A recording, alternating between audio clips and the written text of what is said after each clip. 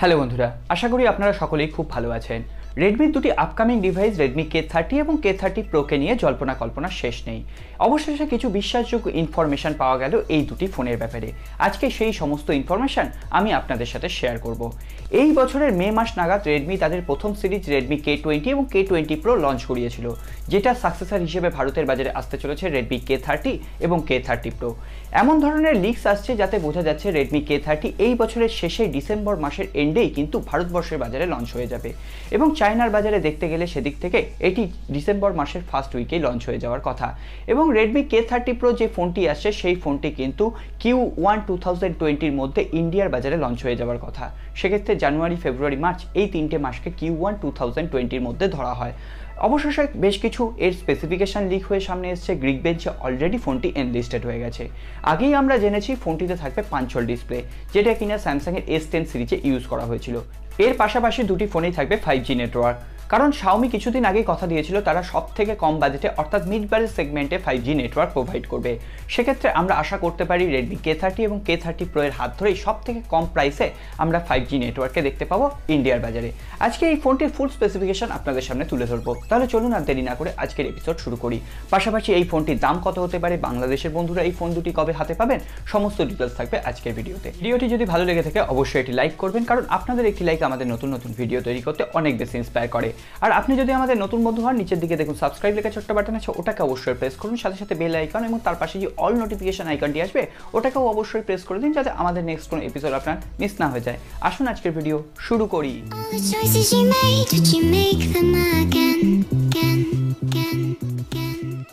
প্রথমেই আমরা কথা বলবো এই দুটি ফোনের ডিসপ্লে, ডিজাইন এবং বিল্ড কোয়ালিটি নিয়ে। দুটি ফোনেই থাকছে 6.59 inch full HD plus full view super AMOLED display.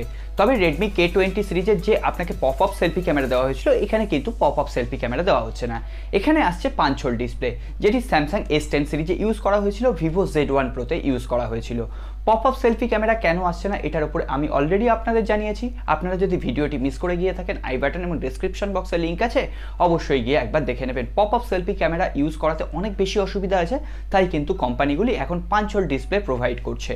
এখানে দুটি ফোনেই কিন্তু পেছনের দিকে আপনি গ্লাস বডি ডিজাইন পেয়ে যাবেন।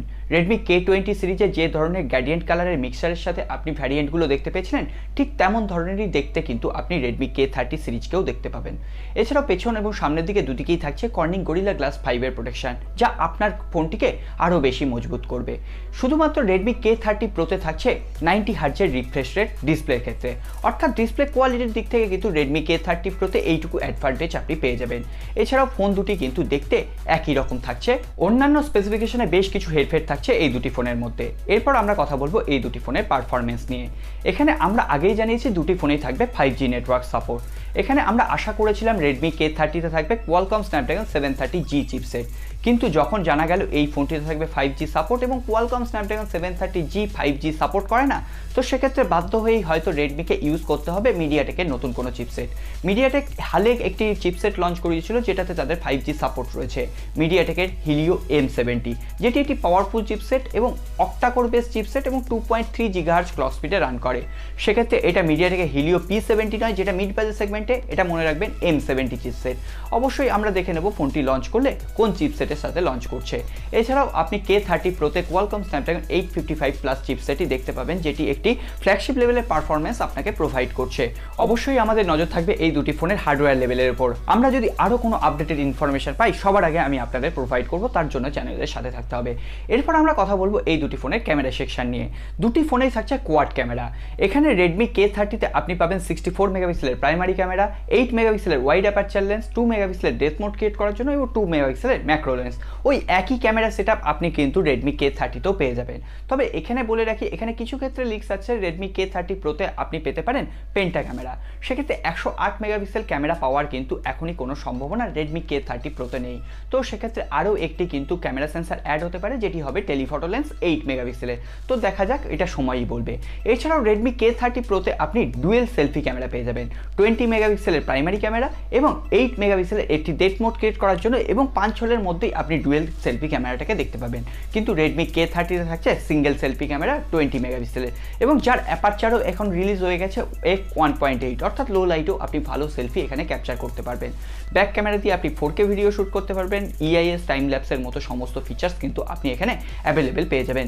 দুটি ফোনেই থাকবে 4500 mAh এর ব্যাটারি এবং দুটি ফোনেই 30 ওয়াটের ফাস্ট চার্জ সাপোর্ট থাকবে।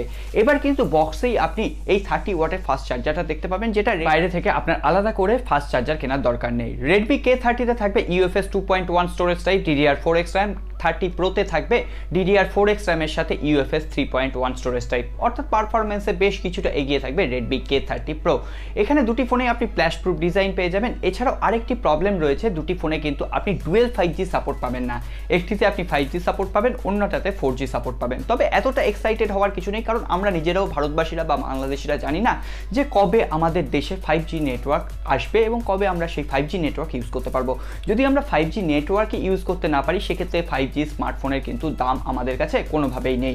এখানে দুটি ফোনেই আপনি সমস্ত সেন্সর অ্যাভেলেবেল পেয়ে যাবেন। থাকছে ফেস আনলক এবং ইন ডিসপ্লে ফিঙ্গারপ্রিন্ট স্ক্যানার, কারণ যেহেতু আগেই বলেছি দুটি ফোনে ইউজ করা হয়েছে সুপার অ্যামোলেড প্যানেল। এরপরে আমরা ফোন দুটির প্রাইস দেখে নেব। এখানে Redmi K30 যে ফোনটি আসবে সেটি ইন্ডিয়ান প্রাইস কারেন্সিতে 24,999 টাকা দাম হবে। এর থেকে কিছুটা দাম কমতে পারে, কিন্তু 25,000 টাকার উপরে কোনো সময় যাবে না। এটি বাংলাদেশের বাজারেই 30,000 থেকে 32,000 টাকার আশেপাশে হতে পারে। K30 Pro ইন্ডিয়ার বাজারে দাম হতে পারে 30,000 টাকার আশেপাশে। বাংলাদেশের বাজারে আপনি K30 Proকে 38 থেকে 40,000 টাকার আশেপাশেই কিন্তু কিনতে পারবেন। এবং দুটি ফোনেই আপনি বেস ভ্যারিয়েন্ট পাবেন 6GB র্যাম ভ্যারিয়েন্টের সাথে 128GB ইন্টারনাল মেমোরি। তবে চায়নার বাজারে এখানে হাইব্রিড সিম স্লট দেওয়া হতে পারে, কিন্তু ইন্ডিয়ার বাজারে বা বাংলাদেশের বাজারে যখন আসবে এখানে আপনি ডুয়েল সিম কার্ড স্লটই কিন্তু দেখতে পাবেন। সাথে সাথে আপনি মাইক্রো SD কার্ডও কিন্তু লাগাতে পারবেন। দুটি ফোনেই থাকবে 3.5mm জ্যাক, যেটা কিন্তু Xiaomiর একটি বড় প্লাস পয়েন্ট। তো আজকে এই পর্যন্তই। কেমন লাগলো ভিডিওটি অবশ্যই জানাবেন। ভিডিওটি যদি ভালো লেগে থাকে, হেল্পফুল মনে হয়, অবশ্যই একটি লাইক করবেন। আপনাদের একটি লাইক আমাদের নতুন নতুন ভিডিও তৈরি করতে অনেক বেশি ইন্সপায়ার করে। আর আপনি যদি আমাদের নতুন বন্ধু হন, নিচের দিকে দেখুন সাবস্ক্রাইব লেখা ছোট্ট বাটন আছে, ওটাকে অবশ্যই প্রেস করে দিন। সাথে সাথে বেল আইকন এবং তার পাশাপাশি যে অল নোটিফিকেশন আইকনটি আছে ওটাকেও প্রেস করতে ভুলবেন না, যাতে আমাদের নেক্সট কোনো আপডেট আপনার মিস না হয়ে যায়। দেখা হবে আগামী পর্বে। খুব ভালো থাকবেন। নমস্কার।